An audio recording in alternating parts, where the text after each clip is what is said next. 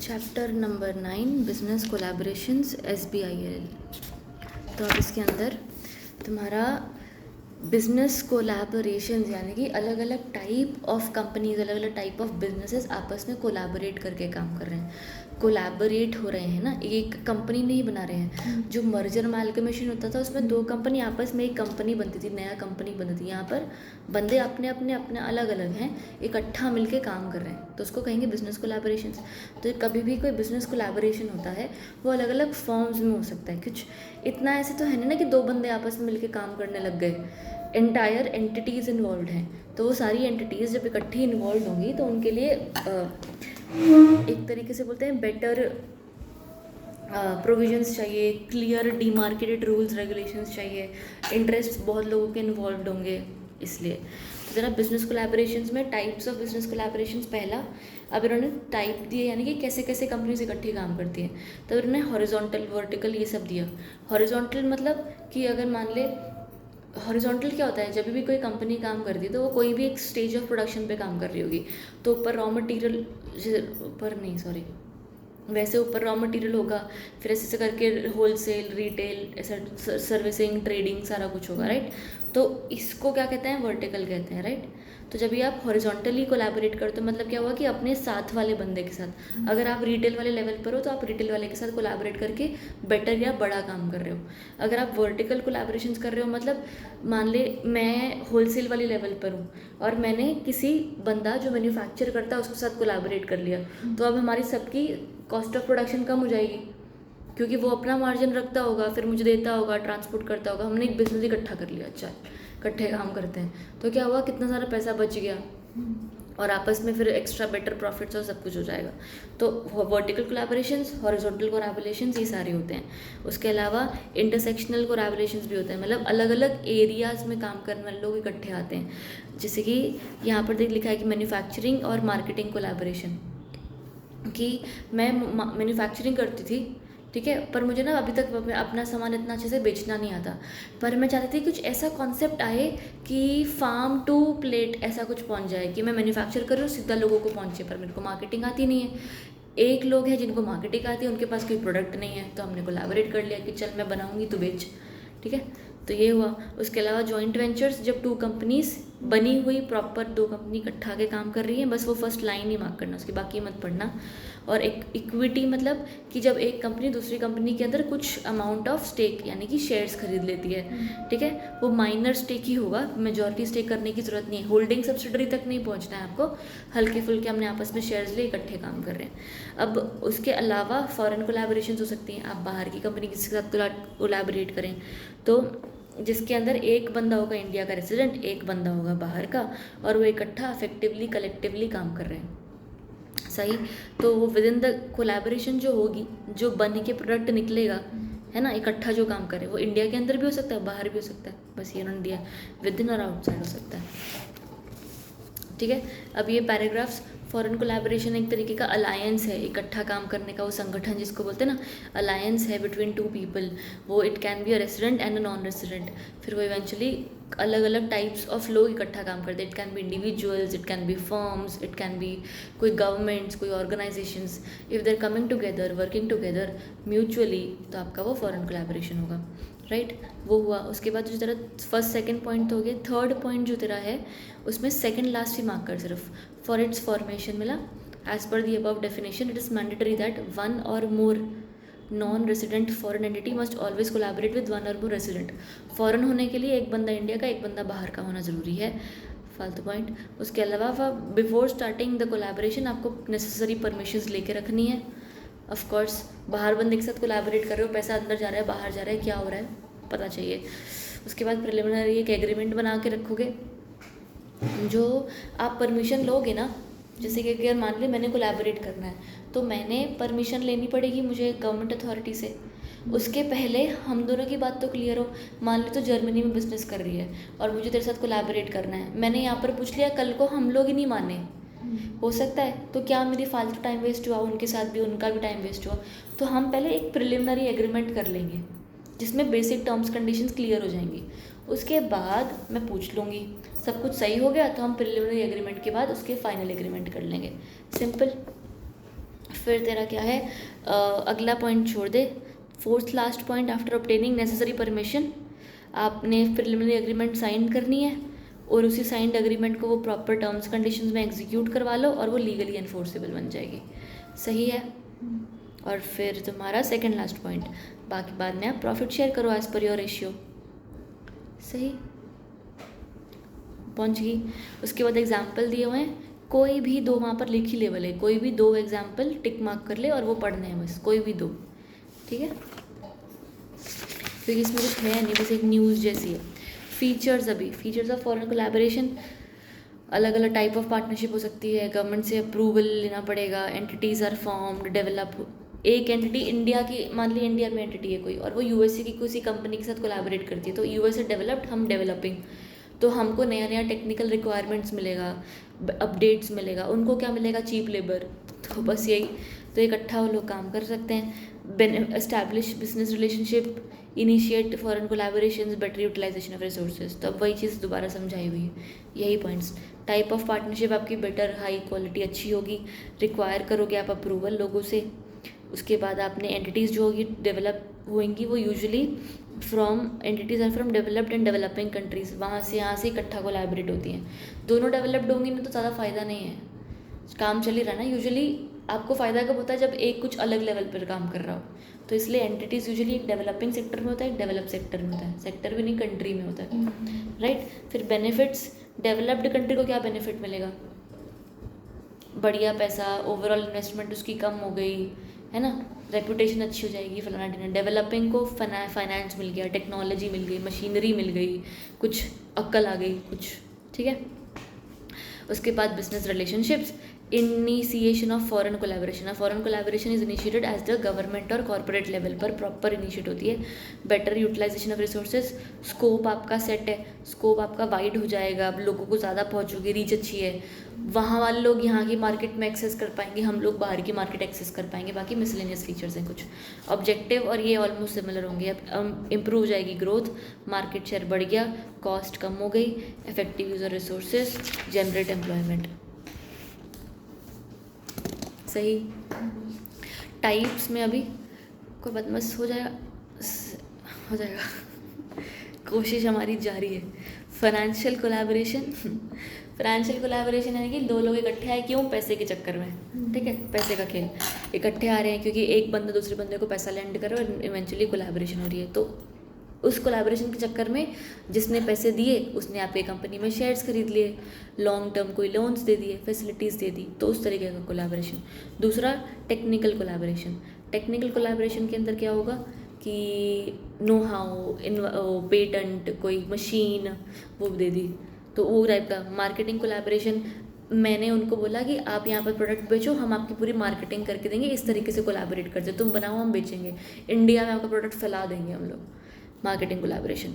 और consultancy collaboration, consultancy मतलब अब इंडिया में सब कुछ सही है, ठीक है, बंदे मेहनत करने वाले बहुत हैं, सब कुछ सही है, पर उनका ना प्रॉब्लम क्या पता है कि यहाँ पर ह्यूमन रिसोर्स अप्रिशिएट नहीं होती कई बार। तो क्यों लोग भाग रहे हैं बाहर कि भाई वहाँ पर छुट्टियाँ भी मिल रही हैं, काम भी हो रहा है और वो हमसे आगे भी हैं, हम 7 दिन काम करते हैं, उन लोग का सैटरडे संडे छुट्टी है, फ्राइडे हाफ डे, फिर भी वो हमसे आगे, क्यों, क्योंकि वो वहाँ की वर्कफोर्स खुश है उनसे, कंपनीज मैनेज्ड है, तरीका डन है। यहाँ पर क्या होता है ना, एक काम मैंने किया वही काम तू करेगी, दोबारा दोबारा दोबारा दोबारा हो रहा है, गलत गलत हो रहा है, सब कुछ हो रहा है, तो ये प्रॉब्लम है।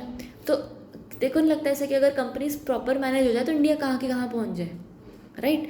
तो बहुत बार ऐसा होता है कि कंसल्टेंसी सर्विसेज भी प्रोवाइड करते हैं, तो बाहर से कंपनीज है जो थर्ड लाइन से मार्क कर ले सिर्फ लास्ट में, इन मैनेजमेंट कंसल्टेंसी कोलैबोरेशन वाला जो तेरा फोर्थ पॉइंट है ना, फोर्थ पॉइंट के पैराग्राफ की थर्ड लाइन है, in management consultancy collaboration foreign company होती है, मैनेजमेंट स्किल्स प्रोवाइड करते हैं आपको बेटर वो टेक्निक सिखाते हैं, कुछ प्रॉब्लम सॉल्व करते हैं एक्सेट्रा।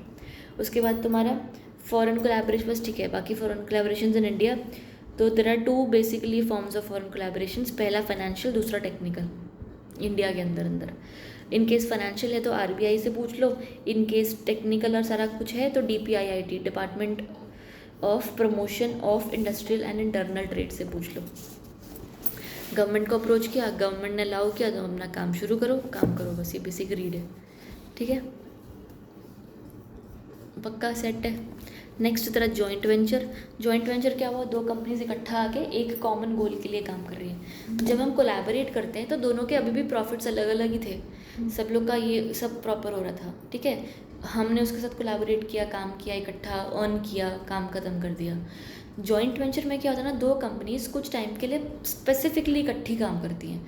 जो उनको प्रॉफिट होएगा वो एक कॉमन सेम नेम पर आएगा, और वो सेम नेम पर प्रॉफिट आया आपस में डिवाइड करेंगे वो लोग, वो जॉइंटली एक वेंचर कर रही हैं, ठीक है।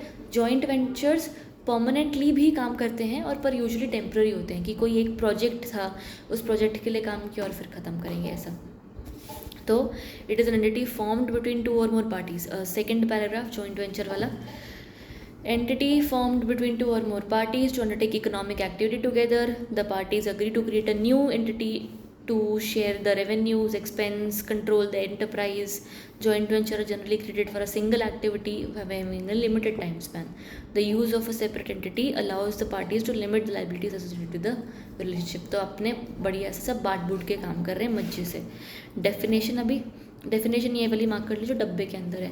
Joint venture defined as enterprise जहाँ पर दो और मोर ज़्यादा इकट्ठी आती हैं, लिखा वही है जो ऊपर लिखा है, बस डेफिनेशन के तौर पर। फिर सेकेंड पैराग्राफ डेफिनेशन का, जीवी इज़ टिपिकली फॉर्म्ड इधर बाय इंडिविजुअल्स, या तो बिजनेस एंटिटीज इकट्ठी आते हैं या पार्टनरशिप्स होती हैं, ठीक है। एक किस तरीके से, इधर in the form of money, यानी कि पैसा इकट्ठा ला रहे हैं, कैपिटल ला रहे हैं, ठीक है, इन्वेस्टमेंट ला रहे हैं, या तो इंटेलेक्चुअल प्रॉपर्टी ला रहे हैं, या कोई उसके अलावा कोई रिसोर्सेज, कोई सॉफ्टवेयर, ये सब लेकर आ रहे हैं, तो इकट्ठा काम कर रहे हैं। Business entities who do not have the individually have the capacity to in term of resources, finance, technicals, वो इकट्ठा आके काम करते हैं। मेरे पास इतने पैसे नहीं है, तेरे पास नहीं है, पर हम दोनों वो काम करना जानते हैं, इकट्ठा आ जाते हैं, चल काम कर लेते हैं, चल गया तो आगे भी कर लेंगे, नहीं तो अपने अपने रास्ते अलग अलग हो जाएंगे। Joint venture. फिर तेरे MNCs मतलब तो MNCs in different forms including joint ventures, तो MNCs भी होती हैं अलग अलग जॉइंट वेंचर्स के तौर पर काम कर रही हैं। वो आपकी सब्सिडरीज, ये सारा चीज़ होती है, यानी कि बाहर से कोई कंपनी एक्वायर करी, जॉइंट वेंचर्स हैं। टर्न की प्रोजेक्ट्स है ना, ये समझाया नहीं है ना, कहीं पर समझाया, इसे नाम दे के बोल देते हैं मजाक में, कुछ नहीं समझाया, चल नहीं छोड़, देख लेते हैं। अभी ना ये टॉपिक एकदम बीच में घुसाया है। जॉइंट वेंचर चल रहा था, उसके बाद एडवांटेज ऑफ जॉइंट वेंचर आना चाहिए, अचानक से MNC से करने आया, कुछ सेंस नहीं बनता इस टॉपिक का, पर क्योंकि दिया है। MNC अलग अलग तरीक़ों, MNC मतलब मल्टीनेशनल कॉरपोरेशंस। अभी जो मल्टीनेशनल कॉरपोरेशन है वो इंडिया के अंदर कैसे आ रही है वो हम बात कर रहे हैं, ठीक है। इंडिया में तो ये तो एक MNC है, बहुत बड़ी कंपनी है, तो ये आई का क्यों इंडिया में? इसने कोई इंडिया की कोई कंपनी को एक्वायर किया क्या, सब्सिडरी बनाई, इंडिया की कंपनी के साथ कोई JV किया, इंडिया की कंपनी में इंडिया में कोई ब्रांच खोला, इंडिया में कोई फ्रेंचाइजिंग करी। फ्रेंचाइजिंग मतलब क्या होता है? कि बाहर का जो एकदम कोई बेसिक एग्जांपल, मान ले मैंने मैकडॉनल्ड्स खोल दिया, हाँ, तो उसके अलग अलग ब्रांचेस खोलने है ना। तो मैंने अगर मान ले मैंने मैकडॉनल्ड्स खोल दिया, तो मेरे पास तो मैकडॉनल्ड्स नहीं है ना, मैं मैकडॉनल्ड्स की फ्रेंचाइजी लूँगी। जब हम ब्रांच बोलते हैं तो मैकडॉनल्ड वाला ही अपना ब्रांच खोलता है, जब हम मैकडॉनल्ड खोलते हैं तो हम ब्रांच नहीं खोलते, हम फ्रेंचाइजी खोलते हैं। बढ़िया। तो कोई भी तरीके से इंडिया के अंदर मल्टीनेशनल कॉरपोरेशन आ सकती हैं, जिसमें से एक JV है, बस एक उन्होंने घुसा दिया अंदर। टर्न की प्रोजेक्ट्स मुझे नहीं आइडिया, ये भले अपने बाद में सिर्फ रेफर कर लेंगे, ये तो याद नहीं है मुझे बिल्कुल,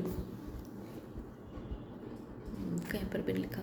advantages of forming joint venture क्या होगा, रिस्क शेयर हो जाएगा, ये टॉपिक्स ही ऊपर से देख लो। रिस्क शेयर हो जाएगा, इकोनॉमीज ऑफ स्केल मतलब ज़्यादा पैसा, ज़्यादा रिसोर्सेज आपके पास इकट्ठी हो जाएंगे, ठीक है। मार्केट एक्सेस, आपको दोनों कंपनीज़ को जो मार्केट मिलता होगा वो इकट्ठा एक्सेस कर सकते हो, ग्लोबल मार्केट्स एक्सप्लोर कर सकते हो। Easy acquisition of other entities, किसी और कंपनी को ख़रीदना है, कुछ है तो पैसा अपना इकट्ठा हो रखा है, कर लेते हैं। कॉस्ट एफिशिएंसी, ऑफ कोर्स ये बात है ना, जैसे कि अगर मान ले एक है ना वो चीज़ तो समझ रही है, जैसे कि इफ़ देख कोई मशीन है जिसका आउटपुट है कि वो 1000 यूनिट बना सकती है, ठीक है, पर तेरा 1000 यूनिट बिकता नहीं तो 1000 बनाएगी नहीं, राइट। तो उसको मशीन को बीच में ही बंद कर देगी या रोक देगी या करेगी। प्रॉब्लम क्या है ना, वो मशीन उतना बना ही सकती है, आप उसके आउटपुट को अगर यूज़ नहीं कर रहे हो तो वो मशीन के रिसोर्सेज वेस्ट हो रहे हैं। वो जितना बिजली खींच रही है वो खींच ही रही है, वो 1000 बनाएगी तभी भी उतनी बिजली यूज़ करेगी, कम बनाएगी तो भी उतनी बिजली यूज़ करेगी। चल, तो तुम्हारा अब क्या होगा, कॉस्ट एफिशिएंसी का क्या होता है, पर यूनिट का आपका कॉस्ट कम हो जाता है। अरे उसके अलावा फ्लेक्सिबिलिटी है, फ्लेक्सिबल क्योंकि जॉइंट वेंचर इकट्ठे आपने मर्ज तो किया नहीं है, तो आपका नहीं बना तो आप अलग अलग भी हो जाना। डिसएडवांटेजेस, फ्लेक्सिबिलिटी थोड़ी सी कम तो हो ही जाएगी, खुले अब नहीं रहे। लैक ऑफ इक्वल इन्वॉल्वमेंट, कोई कंपनी ज़्यादा इन्वॉल्व कोई कम, कल्चरल डिफरेंस हो जाता है। एक्सटेंसिव रिसर्च एंड प्लानिंग चाहिए, क्लियर कम्युनिकेशन चाहिए, पार्टनर नहीं ढंग का तो गए, और बाकी क्रिएशन ऑफ कॉम्पिटिटर। ठीक, उसके बाद हमारी है स्ट्रैटेजीज। स्ट्रैटेजीज में क्या है, अरे यार ये सेम लाइन नहीं है दोबारा। जॉइंट वेंचर बनाना है तो क्या चाहिए, अच्छा पार्टनर हो, ट्रस्टवर्दी हो, अरे ये सब क्या, भरोसेमंद आदमी चाहिए। फिर डेवलपमेंट, अच्छी रिलेशनशिप बने, रिटर्न एग्रीमेंट कर लेना, यही काम का पॉइंट है खाली। दोनों के बीच में एक रिटर्न एग्रीमेंट होगी, स्कोप लिमिटेड होगा ऑफ कोर्स, और डिफाइंड बिजनेस मॉडल होगा कि आप इकट्ठे कैसे आ रहे हो, क्या आपकी टर्म्स कंडीशन सेट हैं। बाद में आपने फॉर्मेशन कर लिया तो जेवी दो तरीके से फॉर्म होता है, equity based, contractual based. Contractual based मतलब एक स्पेसिफिक एग्रीमेंट की जाएगी, ठीक है, एक बेसिक, बस कुछ नहीं उसके अंदर, एक कॉन्ट्रैक्ट किया जाएगा, उस कॉन्ट्रैक्ट के बेसिस पर इकट्ठा आके आप काम कर लोगे। इक्विटी बेस्ड में ये 3 टाइप होते हैं, जिसके अंदर आप इक्विटी बेस्ड तो एक दूसरे के वो क्या बोलते हैं उसको, इक्विटी के अंदर आप हिस्सा लेंगे एक्सेट्रा। तो ये अब पीछे कुछ था, हाँ इक्विटी बेस्ड पढ़ लेते हैं। The equity joint venture is an arrangement whereby a separate legal entity is created in accordance with the agreement of 2 or more parties. Parties undertake to provide money and resources to each other. Entity is generally established as a limited liability company and is distinct from each other. बढ़िया। 4th paragraph जो है ना, 3rd paragraph actually इस page का, parties to a joint venture agreement agree on purpose and function. इकट्ठा वो लोग agree करके ही काम करते हैं, वो लोग आपस में सहमति से फंक्शन, पर्पस, प्रॉफिट, एक्सपेंस सब में सहमति होकर काम करते हैं। अगला paragraph second last, third line, however the division of profit and loss is not the only characteristic of equity based joint venture. The key characteristics are these: sharing ownership, sharing management, same दिया हुआ है, ठीक है। बताओ गुम तो नहीं गई, सही है। उसके बाद सर्कमस्टांसेस है ना, वो आराम से कट कर दे, ऐसा एकदम पढ़ना ही मत। कॉन्ट्रैक्चुअल जॉइंट वेंचर, अभी कॉन्ट्रैक्चुअल कॉन्ट्रैक्ट के बेसिस पे आ रहा था ना, बस ये वही है। तो इसके लिए ऑफ कोर्स न्यू एंटिटी नहीं चाहिए, ओनरशिप नहीं लेनी, कुछ नहीं करना, आपने कॉन्ट्रैक्ट किया, इकट्ठा काम करे, वो काम हो गया तो छोड़ देना, ठीक है। तो बस same first second third paragraphs mark कर ले रीडिंग का पर्पसेस, तो क्योंकि यार कुछ आंसर लिखने के लिए भी चाहिए ना, हम ऐसे कॉन्ट्रैक्ट करिए आ गए तो फिर बाकी के मार्क्स कहाँ से आएंगे। तो ये 3 पॉइंट्स। उसके बाद अगले पेज पर जो सेकंड पैराग्राफ है, द लाइसेंसिंग एग्रीमेंट। एक लाइसेंसिंग एग्रीमेंट होती है, नो हाउ एग्रीमेंट होती है, टेक्निकल सर्विस एग्रीमेंट होती है, ऐसे टाइप्स ऑफ एग्रीमेंट्स होती हैं जिसके मदद से आप एक कॉन्ट्रैक्चुअल जेवी बनाते हैं। लाइसेंसिंग एग्रीमेंट कि मैं आपको लाइसेंस दे रही हूँ 6 साल तक ये चीज़ यूज़ करने का, मैं आपको लाइसेंस दे रही हूँ, मेरा पेटेंट यूज़ करो, उससे प्रोडक्ट्स बनाओ, जो प्रोडक्ट बनाओगे उसमें 2 रुपया मुझे दे देना पर प्रोडक्ट का, कुछ भी। तो ये सारा there can be signed and the joint venture आपका एस्टैब्लिश हो जाता है। Examples, 2 or more parties have common intention, इकट्ठा रन कर रहे हैं, ब्रिंग सम इनपुट्स टुगेदर, और इकट्ठे कोई प्रोडक्ट बना रहे हैं, तो ये सारे कॉन्ट्रैक्चुअल वेंचर्स हो गए, राइट। फिर नीचे अभी डब्बे के बाद,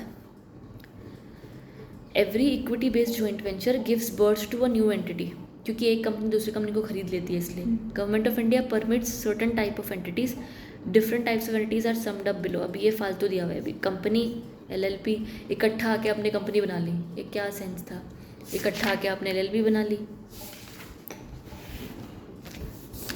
इस पॉइंट को नॉट इम्पोर्टेंट लिखते, बहुत कुछ है पढ़ने को, फालतू में मत पढ़ना। Restrictions under the FDI policy of the government of India. FDI पता है, इकोनॉमिक्स में कहीं पर कुछ सुना हो? हाँ, development, direct foreign direct investment. शाबाश, हाँ। तो FDI is foreign direct investment, जिसके अंदर हम करते क्या है कि गवर्नमेंट को ना, गवर्नमेंट थोड़ी सी रिस्ट्रिक्टेड है, हमें चाहिए कि बाहर से हमारे कंट्री में पैसा आए, पर इतना भी नहीं आ जाए कि भाई तुम लोग सारा सेक्टर ही खरीद लो, हमारी डेमोक्रेसी ना रहे, हमारी ऑटोनॉमी ना रहे, हमारी पावर्स ना रहे, राइट। तो इसीलिए ही कंट्री में इंडिया की जो FDI पॉलिसी प्रॉपरली रेगुलेट होती है। जब बाहर से पैसा आएगा तो वो FDI की पॉलिसी के थ्रू आएगा। कुछ सेक्टर में अलाउड है, कुछ में नहीं अलाउड है, कुछ में मर्जी है, मतलब आओ जाओ कोई फ़र्क नहीं पड़ता, कुछ में अप्रूवल रूट से आओगे, राइट। तो FDI पॉलिसी है, उसके हिसाब से रिस्ट्रिक्शंस लगाए हुए हैं कि अगर आप बाहर से आ रहे हो और आप सिटीज़न हो, लैंड बॉर्डर शेयर करते हो हमारे साथ, ठीक है, तो आप इंडिया में आ सकते हो ओनली आफ्टर दी अप्रूवल। ऐसे आप मर्जी से नहीं आ सकते, गवर्नमेंट से पूछोगे तो ही आओगे, पहला। उसके अलावा नेपाल भूटान के सिटीजन्स है ना, उनको हमको ना ऐसे थोड़ा सा हमारे दोस्त से है नेपाल भूटान, ऐसे जैसे हमको बच्चे बच्चे लगते हैं कि इनकी मदद करते रहो। तो नेपाल भूटान को बोला आराम से आओ, कोई प्रॉब्लम नहीं है, आओ इन्वेस्ट करो, कमा लो, पैसा ले जाओ। रिपैट्रिएशन का मतलब कि आपने जो इन्वेस्ट किया है वो पैसा आप वापस लेकर जा सकते हैं, ठीक है।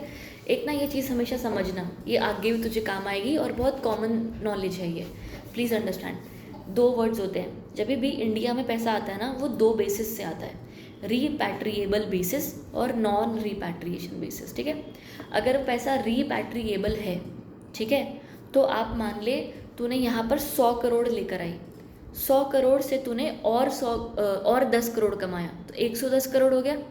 तो सारा का सारा 110 करोड़ वापस लेकर जा सकती है, कमा लिया ना, हो गया मेरा काम, मैं अपना पैसा वापस लेकर जा रही हूँ, that is repatriation basis. Non repatriation basis में क्या होता है ना, ध्यान दे, नॉन रीपैट्रिएशन बेसिस में आप मान ले 100 करोड़ लेकर आए, आपने उस 100 करोड़ से 10 करोड़ और कमाया, तो आप वापस सिर्फ 10 करोड़ ही लेकर जा सकते हो जो आपने कमाया। जो आप लेकर आए थे ना, वो सोर्स इन्वेस्टमेंट वो वापस ही नहीं लेकर जा सकते, ठीक है। तो सिर्फ जो कमाया लेकर जा सकते हो, जो नहीं कमाया है वो यहाँ पर रहेगा, और अगर जाना है तो उसके लिए एक तरीके का लॉस हुआ, फिर आपको पैसा यहाँ पर इन्वेस्ट करके रखना है। गवर्नमेंट ऐसे रूल्स क्यों बनाती है, क्योंकि वो कोई सेक्टर में ज़्यादा इन्वेस्टमेंट चाहती नहीं है, और बोलते कि अगर इस इन्वेस्टमेंट में यहाँ पर पैसा आ गया ना, और अगर चला गया तो जैसे ही पैसा जाएगा तो सेक्टर आराम से फटाफट डूब जाएगा। तो हमें चाहिए कि आएगा तो जाएगा नहीं, या तो आएगा नहीं, आया तो जाएगा नहीं, तो नॉन रिपैट्रिएशन बेसिस कर दिया। और अगर उस पैसे को लेकर जाना है कल को, कि भाई इतना भी क्या तुमने गला पकड़ लिया उसका, तो अगर लेकर जाना है कल को, तो फिर प्रॉपर बहुत सारे रूल्स हैं कि 1-5% करके लेकर जाओ, 2-2% करके लेकर जाओ, ऐसा क्यों। अगर मैं इसका एक बेसिक एग्जांपल दूँ तुझे, फॉर एग्जांपल कोई स्टार्टअप में, आप कोई स्टार्टअप सेक्टर है, उसके अंदर पैसा आ रहा है, तो बाहर से रिपैट्रिएशन बेसिस पर फॉर एग्जांपल पैसा आ गया, इन्वेस्ट हो गया, स्टार्टअप मस्त कंपनी बन गई एकदम मजे, और उन्होंने अपना सारा पैसा ले गए, चल फिर गई, तो फिर क्या तुमने सपने दिखाए उसको, राइट। तो इसलिए कुछ सेक्टर्स में नॉन रिपैट्रिएशन होता है, सिर्फ कमाई लेकर जाओ, जो लेकर आए वो नहीं लेकर जाना, ठीक है। तो नेपाल भूटान को बोला तुम ले जाओ, तुम्हारी वैसे कमी है तो तुम रिपैट्रिएशन बेसिस, तुम जितना लाए कमाए सारा ले जाओ वापस, कोई बात नहीं, तुम लाए हो तो चलेगा, ठीक है।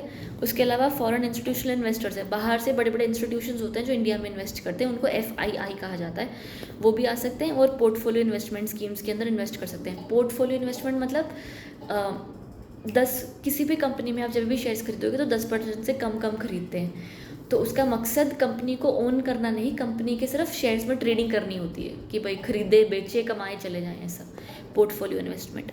उसके अलावा foreign venture capital investor FVCI is duly registered in India and may contribute up to 100% of the capital of an Indian company under automatic route, ठीक है।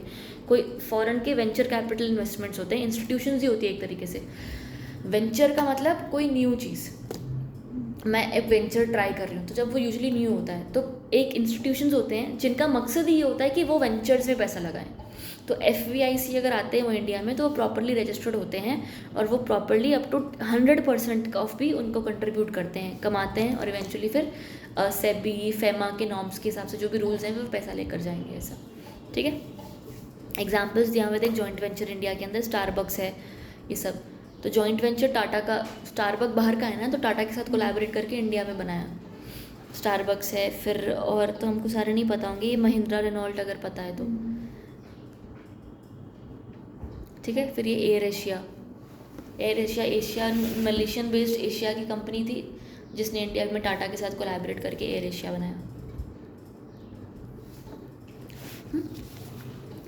फिर तेरे हैं डॉक्यूमेंट्स जॉइंट वेंचर के, कुछ नहीं आप इकट्ठे आ गए हो तो फॉर्मेशन स्टेज पर हो, जनरली आप एक दूसरे को जो जानते हो आप डॉक्यूमेंट्स के हिसाब से ब्रॉड अंडरस्टैंडिंग के हिसाब से आप करोगे। तेरा ना फर्स्ट 3 पैराग्राफ्स मार्क कर ले इसके। फर्स्ट 3 में भी थर्ड वाला सिर्फ सेकेंड लास्ट लाइन तक है। मैं हाँ एनविसेज तक, वेरी गुड। हाँ कि आप एक रोड मैप बनाओगे उस हिसाब से एक जैसे मतलब कि एक दिशा मैंने सोच के रखी है, वैसे इकट्ठा मैं उस पर काम करने वाला हूँ। तो वो इकट्ठा जो आपने प्लान सोचा है, इकट्ठे आओ, उस काम को करो, कमाओ, जाओ, जो मर्जी करो, ऐसा खुश रहो।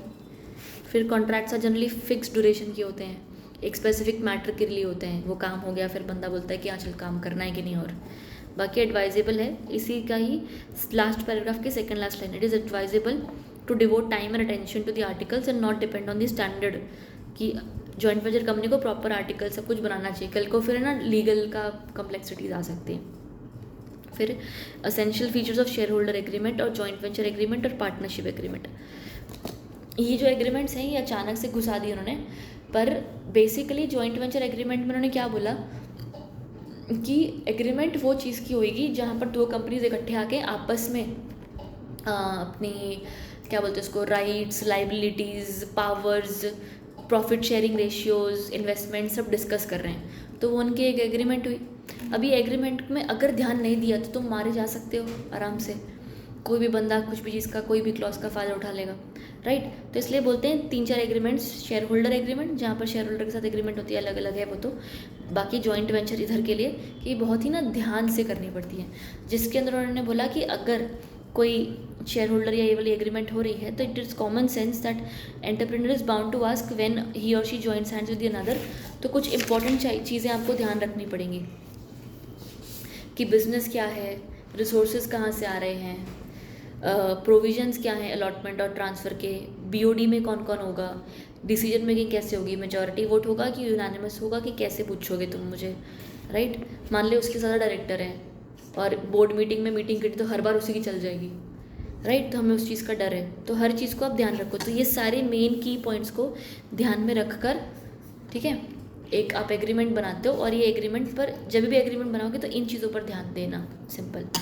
फिर वही चीज़ उन्होंने दोबारा एसेंशियल्स में ले आई और उसको रीड मार्क कर दे।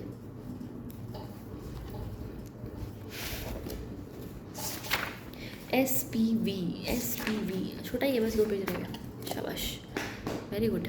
SPV अभी मेरी एक कंपनी है, मुझे अचानक से मानो ऐसे कुछ भारी इन्वेस्टमेंट करते हैं, ठीक है, पर मेरी कंपनी मैन्युफैक्चरिंग कर रही है, बोतलों की मैन्युफैक्चरिंग कर रही है। तो इतनी ना अक्ल है ना BOD के पास इतना टाइम है कि हम ऐसा पूरा एक सेगमेंट वहाँ पर लगा दें, ना ही SPV के पास उतना पैसा है, SPV सॉरी हमारी कंपनी के पास उतना पैसा है, क्योंकि वो पैसा तो कहीं और लगा हुआ है एक्सेट्रा, राइट। तो कई बार कुछ कंपनीज कुछ एक स्पेसिफिक काम करने के लिए एक स्पेसिफिक कंपनी बना देती है। वो जो कंपनी तुमने बनाई है वो अपना काम करेगी, जैसे जैसे उसका काम खत्म हो गया बंद हो जाएगी। SPV is special purpose vehicle, एक अलग से कुछ नया काम करने के लिए हमने एक तरीका बना दिया। तरीका इज़ व्हीकल, यहाँ पर व्हीकल मतलब गाड़ी, मतलब वो उन्होंने थोड़ा सा वो यूज़ किया है ऐसा दिमाग अपना कि व्हीकल है सब, बस। तो स्पेशल पर्पस व्हीकल जरिया, ठीक है। तो स्पेशल पर्पस व्हीकल और special purpose entity are generally formed for special purpose, शाबाश। थर्ड लाइन दीज कंपनीज और entities close their operations once the purpose is attend, है ना, जो काम हो गया। The operations of these entities are limited to the acquisition and financing of specific assets. इनका usually काम पैसे का लेन देन में ही होता है, ठीक है, कुछ फाइनेंस करना है, कुछ खरीदना है। SPV are generally subsidiary companies whose obligation are secured even if parent companies goes bankrupt. तो SPV अगर मान ले कुछ काम करती है और मेन कंपनी वहाँ पर पीछे बैंकरप्ट भी हो गई, पर ये तो कंपनी तो हमने सेपरेट बना दी ना, तो इसलिए वो बच जाती है। इसलिए ही थोड़ा सा ना उस तरीके से भी अच्छा होता है कि मान ले मैंने कंपनी बनाई थी इन्वेस्टमेंट करने के लिए, SPV मैंने इन्वेस्टमेंट किया, इन्वेस्टमेंट मान ले एकदम भंगार इन्वेस्टमेंट था, एकदम तुम बुरे फंस गए उस इन्वेस्टमेंट के अंदर, तो भी फ़र्क नहीं पड़ेगा, क्यों, जो डूबेगा वो SPV डूबेगी, तुम बच जाओगे ना, तो ऐसा कुछ नया काम करना होता है तो लोग SPV बना लेते हैं कि थोड़ा सा सेग्रीगेट हो जाएगा अपना काम। फिर तुम्हारा SPVs होते हैं लॉफुल होते हैं of course. Third paragraph, it can be formed through partnership, trust, corporations, LLPs, कोई भी तरीके से तुम बना लो, कोई पंगा नहीं है। और अगला, thus based on the above meaning we can conclude that SPV is an entity which are distinct entity from its promoter और स्पॉन्सर्स, है ना। बेनिफिट क्या है, वही आपका रिस्क सेपरेट हो जाता है फर्स्ट लाइन में, एंड फ्री अप होगा, आपका कैपिटल अलग अलग हो जाएगा। SPV and the sponsoring company मतलब जिसने SPV बनाई, है ना। तो स्पॉन्सरिंग कंपनी जिसने बनाई और SPV, जो दोनों companies are protected against risk like insolvency. डूब गए तो क्या, दोनों नहीं डूबेंगे, एक ही डूबेगा बंदा, वो डूबा तो वो, SPV नहीं, ऐसे। Insolvency during the course of operation, SPVs are also allow securitization मतलब protection of assets without disturbing the managerial relationships. बाकी मॉडल SPV यानी कि एक नॉर्मल SPV कैसा होता है, उसके पास एसेट्स की ओनरशिप होती है, minimum statutory requirements depending upon jurisdiction उसको फॉलो करने होते हैं, डॉक्यूमेंटेशन क्लैरिटी, टैक्स बेनिफिट्स होते हैं, लीगल प्रोटेक्शन, बाकी अकाउंटिंग, ठीक है। फिर तेरा पर्पस ऑफ SPV, उसमें फर्स्ट 2 पैराग्राफ्स नॉट इम्पॉर्टेंट है, सेम दिया हुआ है कि बैंक करप्ट नहीं, ब्ला ब्ला ब्ला। तेरा जो अब थर्ड पैराग्राफ है ना, थर्ड पैराग्राफ में उसने बोला कि मेन 3 पर्पस के लिए SPV आती है। फर्स्ट थर्ड पैराग्राफ के बाद जो लिख दे बैंकिंग पर्पस, ठीक है।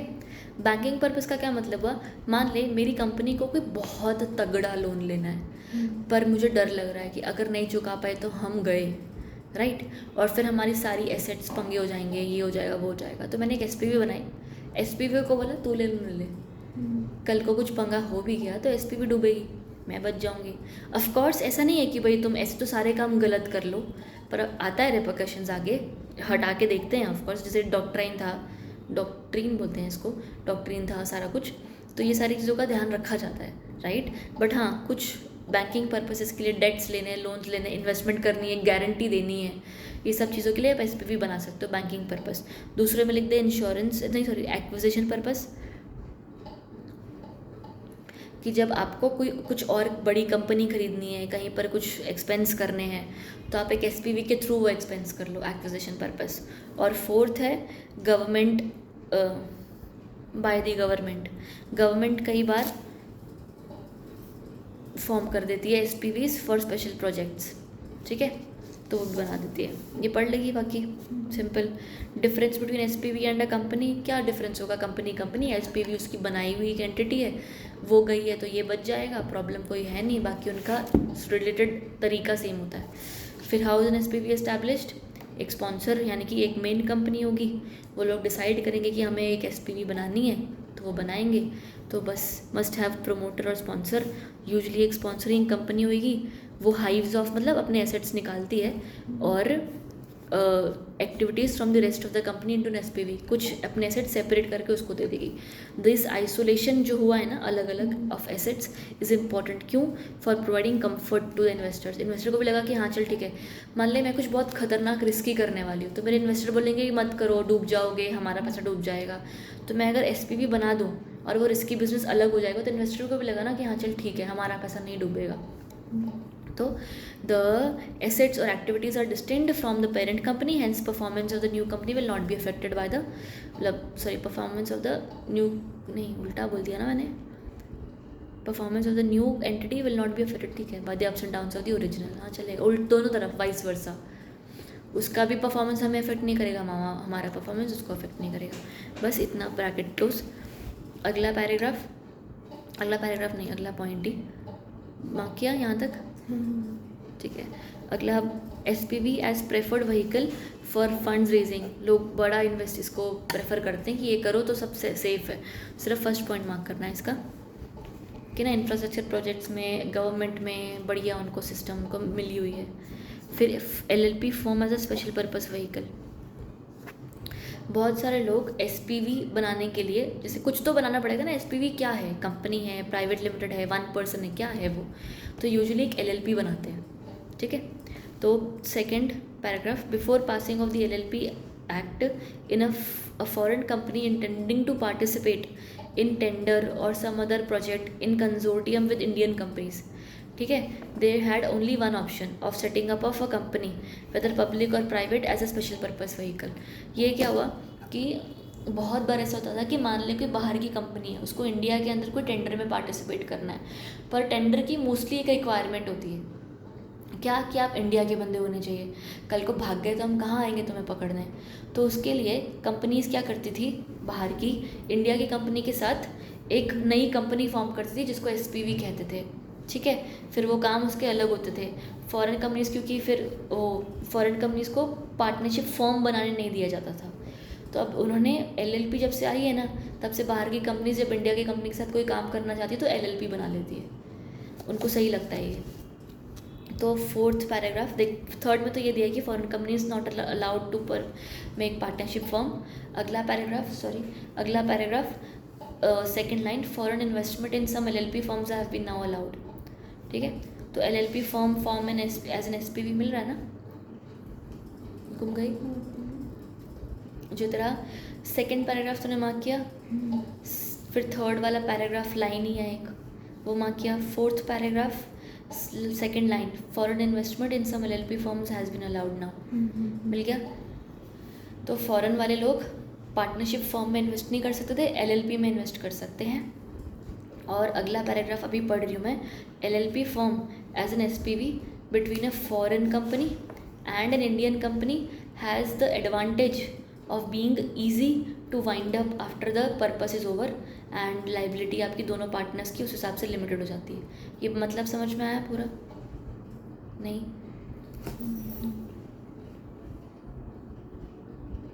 मतलब उनके पास क्या कहते हैं एडवांटेज होते हैं कि वो इजीली वाइंड अप कर सकते हैं कभी भी, और